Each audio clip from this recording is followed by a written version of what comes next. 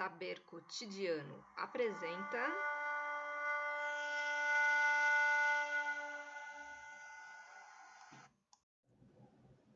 Saber Cotidiano no ar.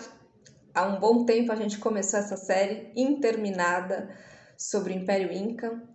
Então agora de volta é o momento de recapitular todos esses achados, todos esses ensinamentos que eu aprendi lá na Argentina e trazer um pouco para a nossa reflexão cotidiana desses processos. O que tem interessante assim na história inca que permite a gente refletir sobre dominação, poder, relações entre povos, entre culturas distintas? Acho que a gente tem que pensar que o Império Inca foi um império guerreiro, foi um império expansionista e um império assim que buscou dominar e se apropriar de saberes culturais, de saberes práticos do cotidiano, de saberes religiosos. Ele soube incorporar muito bem todos os povos conquistados. Então, diferentemente de lutar simbolicamente apenas contra esses povos e suas formas de crença e de fazer as coisas, as práticas cotidianas, a gente percebe como houve da parte do Império Inca uma inteligência capaz de possibilitar que essa expansão ocorresse sem muitas guerras. É óbvio que os povos conquistados eram povos, digamos assim, muito mais pacíficos do que os incas eram, porque nos casos de não haver povos pacíficos, havia de fato guerras e conflitos sangrentos. Mas o que vale aqui a gente reter é como a cultura ela acaba aparecendo, né, muito forte nessas questões, porque até hoje a gente ouve falar de coisas que foram os incas que fizeram, os incas que conseguiram, os achados incas, as tecnologias incas, e na verdade muitas vezes essas tecnologias elas eram dos povos pré-incaicos que foram, claro, aprimoradas dentro do Império Inca, mas que já existiam previamente. Os incas simplesmente se apropriaram disso e aproveitaram. Então os processos de mudança cultural, de apropriação cultural, ocorrendo já desde muitos séculos atrás. A partir do momento em que os incas começaram a expandir seu império, eles introduziram mudanças nos modos de vida dos povos tradicionais que estavam no seu domínio, como, por exemplo, a disseminação da língua. A gente sabe o quanto uma língua, um idioma, ele serve para configurar o poder e a soberania de um determinado território, de um determinado povo.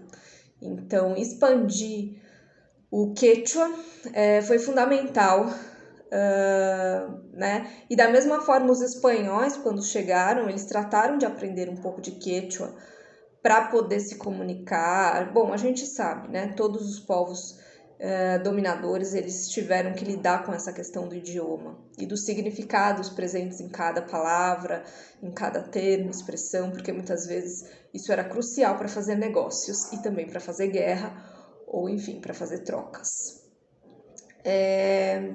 E como mais funcionava, né? O que mais tinha assim, de característica importante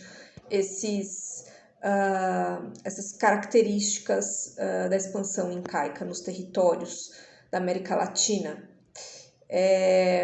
A gente tinha que os colonos, eles estavam muitas vezes localizados em pontos estratégicos, então eles se espalhavam pelo espaço. Mais do que se espalhassem pelo espaço, eles eram responsáveis por determinados pontos do território. Isso é interessante porque os incas eles dividiram o território em diferentes zonas. E cada zona estava responsável estava sob a responsabilidade de uma pessoa ou de alguns governantes. E todas essas zonas, havia caminhos, né, que ligavam essas zonas ao centro do império, que era justamente a cidade de Cusco, que é o umbigo do mundo, Cusco, na qual havia a administração central. E como se escolhiam os lugares de incorporação dos territórios? Principalmente pelos recursos minerais, os recursos agrícolas dessas regiões. Então, por exemplo, no norte da Argentina tinha toda uma questão de cobre, de prata, então produção desses materiais, desses minerais.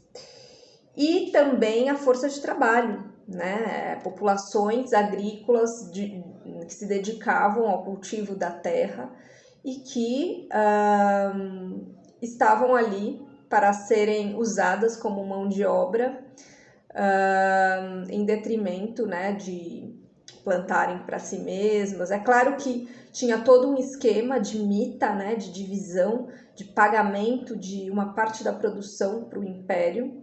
Então, uma parte da produção ficava com o império, um sistema até meio parecido com o feudalismo, só que talvez no feudalismo a gente tenha outras questões aí que envolviam o poder simbólico, talvez, do governante inca fosse bem maior do que o poder do senhor feudal. E é importante dizer que os espanhóis, eles se aproveitaram claramente de toda essa estrutura organizacional, estatal, administrativa dos incas quando eles chegaram. Então, para realizar a dominação dos povos e todo o território, meio que todo o esquema já estava formado. Então, todo esse saber acumulado sobre o que se produzia, quanto se produzia, os metais, o tipo de agricultura, todos os sistemas foram incorporados pelos espanhóis. É importante também dizer que essa incorporação do noroeste argentino foi um acontecimento histórico importante para as populações locais, porque de fato significou a incorporação dentro de uma organização estatal que antes não existia daquela forma. E isso impactou, por exemplo, num sistema de classes sociais. Dividia as pessoas, porque o sistema incaico era bem hierárquico, dividia as pessoas conforme as suas funções dentro da sociedade, criar classes, né? Criar estratos sociais para as pessoas se encaixarem nesses estratos, entenderem o seu lugar nesses estratos, também criar reciprocidades entre classes ou, enfim, ambiguidades e lealdades políticas. Tudo isso carregado por todo um aparato simbólico e o prestígio também de estar vinculado à figura mítica do Império Inca. Afinal, eles eram muito famosos na época, eles tinham a sua fama de, bom, agora eu pertenço ao Império Inca. Tanto que até hoje, esse orgulho de ter pertencido ao Império Inca é bem forte. E outra coisa, né? Como essa questão de classe social é predominante, né? Até hoje a gente percebe prestígio relacionado a determinadas classes e as funções dentro da sociedade associadas àqueles que sabem fazer determinadas atividades.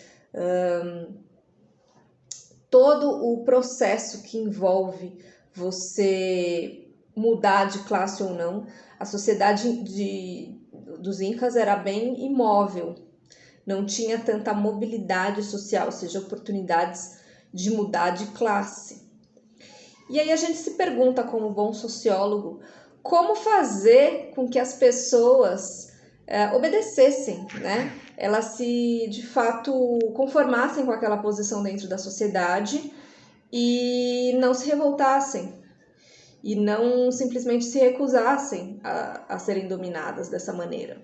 Essa é uma das grandes perguntas que a sociologia das organizações, sociologia política, se faz toda vez que a gente percebe um agrupamento. Bom, para além das discussões sobre a força física do Estado, do poder de violência, né, que está nas mãos do Estado, a gente tem que refletir sobre a questão simbólica, né, que eu acho que isso é extremamente relevante, principalmente nesse contexto de que a gente está falando de civilizações nas quais a relação político-religioso era muito forte. Então, uma vez que o imperador Inca ele também era representante do divino, né, ele era uma encarnação, e todo o sistema político, de alguma maneira, era um reflexo do sistema religioso, a gente pode pensar que a questão simbólica de pertencer a todo este universo, ele também trazia, né? Poderia trazer benefícios simbólicos no pós-vida, né? No além dessa vida, aqui nessa matéria, nesse plano, que seguravam, digamos assim, essas populações e permitiam que elas colaborassem e, inclusive, se orgulhassem de pertencer a esse universo. Afinal de contas, a gente não está falando apenas de moeda de troca econômica, a gente está falando de trocas simbólicas. Então, o papel dentro da sociedade, ele vai refletir depois num ganho posterior em outro momento. Está vinculado a esses conjuntos de símbolos, de poderes, de deuses, fazia todo sentido, então, para a manutenção dessas estruturas de poder. E isso não é pouca coisa, uma vez que toda a vida cotidiana, de alguma maneira, ela estava intimamente ligada à questão de ritos e processos simbólicos de diálogo com entidades, deuses, para além dessa vida.